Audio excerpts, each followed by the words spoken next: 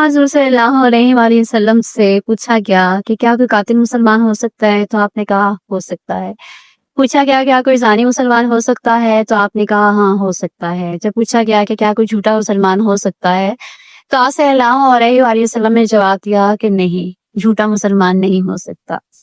اسی طرح سے آپ نے فرمایا کہ منافق کی 3 نشانیاں ہیں، جب بات کرے تو جھوٹ بولے، جب وعدہ کرے تو وعدہ خلافی کرے، جب اس کے پاس کوئی امانت رکھوائی جائے تو اس میں خیانت کرے۔ اس کی کیا وجہ ہے کہ جھوٹ ہمارے معاشرے کے اندر اتنا عام ہے، لیکن نبی صلی اللہ علیہ وآلہ وسلم نے ایک جھوٹے انسان کو دائرہ اسلام سے خارج قرار دیا۔ وجہ کیا ہے؟ اس کی وجہ یہ ہے کہ جھوٹ بہت ساری اور برائیوں کی بنیاد بنتا ہے۔ جیسے مثال کے طور پر اگر کوئی انسان وعدہ کر کے مکرتا ہے تو وہ یہ نہیں کہتا کہ میں نے وعدہ کیا تھا اور اب میں وعدہ توڑ رہا ہوں، بلکہ وہ یہ کہتا ہے کہ نہیں، میں نے یہ کہا تھا۔ وہ اپنے وعدے سے مکر جاتا ہے کہ میں نے ایسا کوئی وعدہ نہیں کیا۔